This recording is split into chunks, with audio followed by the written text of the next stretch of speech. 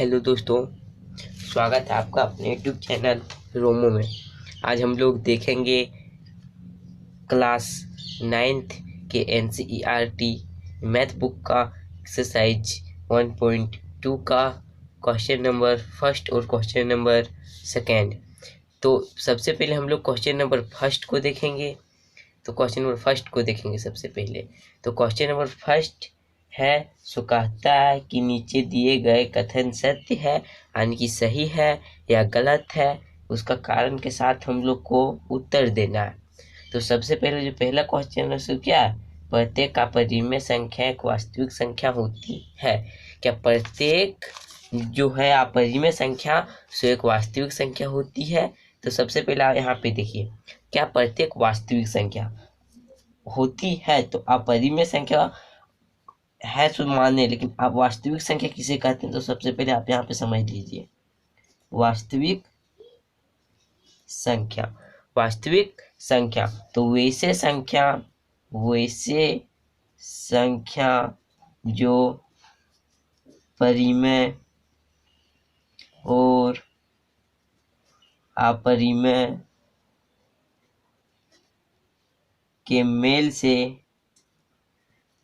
से बना होता है उसे वास्तविक संख्या कहते हैं। देखिए, जो है वास्तविक संख्या किसे कहते हैं? वास्तविक संख्या वैसे संख्या जो परिमेय संख्या और अपरिमेय संख्या के मेल से बना होता है उसे वास्तविक संख्या कहते हैं। तो परिमेय संख्या और अपरिमेय संख्या के मेल से जो बना होता है सो किस तरह बना होता है? तो सबसे पहले आप एक बक्सा मान लीजिए, छापते हैं यहाँ पे, देखिए है, मान लीजिए बक्सा ही है। तो इसमें एक अपरिमेय संख्या है, एक परिमेय संख्या। इसी तरह इसमें सिर्फ अपरिमेय संख्या और परिमेय संख्या भरा रहेगा। इसको क्या कहते हैं? इसको वास्तविक संख्या कहते हैं। क्या एक एग्जाम्पल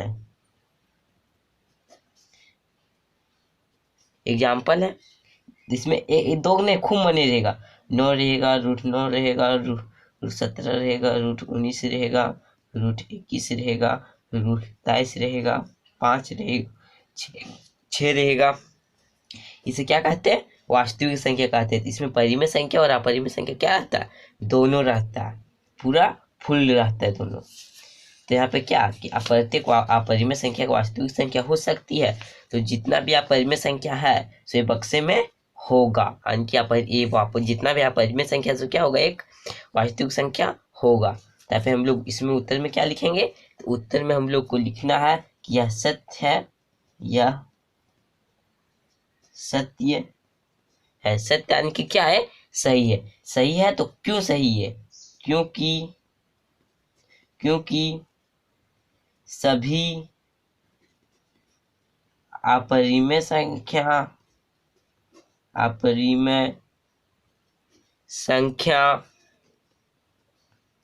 एक वास्तविक संख्या होती है। यह कथन है सही है। सही क्यों सही है? क्योंकि जितना भी अपरिमेय संख्या है सो वास्तविक संख्या क्या होता है। अब दूसरा क्वेश्चन देखिए, संख्या रेखा पर का प्रत्येक बिंदु √m के लिए होता है कि √m के रूप में होता है, जहाँ m एक प्राकृतिक संख्या है। तो इसमें हम लोग जो सबसे पहले लिखेंगे सो क्या लिखेंगे? तो सबसे पहले यहाँ पे देखिए, यह क्या कहता है कि संख्या रेखा पर प्रत्येक बिंदु √m के रूप में निरूपित होता है और m एक प्राकृतिक संख्या है। यानी कि जितना भी संख्या रेखा पर जो निरूपित होता है संख्या 0, 1, 2, 3, -1, -2, -3 इधर भी जाएगा और ये इधर भी जाएगा। तो इसमें देखिए, इसमें क्या कहता है कि जितना भी संख्या है सो √m के रूप में निरूपित होता है। तो -3 को भी क्या लिख सकते हैं? इस तरह हम लोग लिख सकते हैं, लेकिन इसका जो वर्गमूल निकलेगा सो एक प्राकृतिक संख्या निकलना चाहिए। क्या निकलना चाहिए? प्राकृतिक संख्या, प्राकृतिक संख्या। लेकिन √3 का जो मान होता है सो निकलता ही नहीं है, तो क्या हो जाएगा अपरिमेय संख्या। अपरिमेय संख्या और निकलेगा भी तो माइनस में है, तो मान लीजिए कि कुछ आएगा, लेकिन देखिए कुछ आएगा लेकिन धनात्मक में आएगा कि नहीं आएगा, धनात्मक में आएगा कि नहीं आएगा, निकलेगा माइनस और प्लस दोनों साथ में लेके निकलेगा। जिसमें यहाँ पे आप एग्जाम्पल में देखिए, जिसमें देखिए ये है कि √5 का मान निकलेगा √5 का मान जो निकलेगा 2 से अधिक निकलेगा, और 3 से का मान की 2.42 के लगभग, मतलब मान लीजिए ना, मानना पड़ेगा लगभग में। तो ये भी होगा कि नहीं, क्यों? क्योंकि एक प्राकृतिक संख्या नहीं है। प्राकृतिक संख्या 1 2 3 4 5 ये सब क्या है प्राकृतिक संख्या। तो ये कथन क्या हो जाएगा हम लोग का असत्य हो जाएगा। यह कथन क्या हो जाएगा असत्य हो जाएगा। कि तो इसमें हम लोग क्या लिखेंगे कि यह कथन असत्य है क्योंकि लिखे। अब देखिए अब क्या करेंगे, सो अब हम लोग यहाँ पे लिखेंगे कि यह कथन असत्य है क्योंकि प्रत्येक बिंदु √m के रूप में होता है, लेकिन या परंतु √m एक प्राकृत संख्या नहीं है, इसलिए यह कथन गलत है। देखिए यह कथन गलत क्यों है, क्योंकि बिंदु को हम लोग √m में लिख सकते हैं, लेकिन जो है कि √m एक जो है उसका जो मान निकलेगा सो प्राकृतिक संख्या निकलेगा कि नहीं निकलेगा। अब तीसरा क्वेश्चन देखिए, तीसरा क्वेश्चन क्या कहता है कि प्रत्येक वास्तविक संख्या एक अपरिमेय संख्या होती है। प्रत्येक वास्तविक यानी कि परिमेय संख्या और अपरिमेय संख्या के समूह को क्या कहते हैं, एक वास्तविक संख्या कहते हैं, वास्तविक संख्या कहते हैं। और वह वास्तविक संख्या, इसमें परिमेय संख्या भी रहेगा और अपरिमेय संख्या भी रहेगा। तो ये है कि प्रत्येक वास्तविक संख्या सिर्फ अपरिमेय संख्या हो सकती है क्या। तो यहाँ पे बात को समझिए कि जो वास्तविक संख्या रहता है उसमें परिमेय संख्या भी रहता है और अपरिमेय संख्या भी रहता है। परिमेय और अपरिमेय, रैशनल एंड इरेशनल दोनों नंबर रहता है। तो दोनों मिल के रियल नंबर हो सकता है क्या, नहीं हो सकता है। तो यह कथन क्या हो जाएगा हम लोग का असत्य हो जाएगा, असत्य है क्योंकि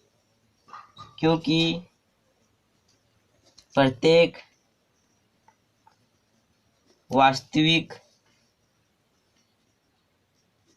संख्या असत्य है क्योंकि प्रत्येक वास्तविक संख्या असत्य है क्योंकि प्रत्येक वास्तविक संख्या अपरिमेय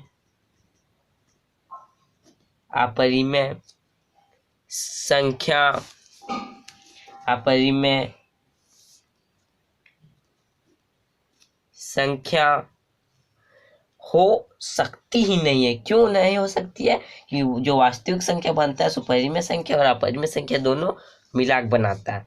तो असत्य है क्योंकि वास्तविक संख्या अपरिमेय संख्या और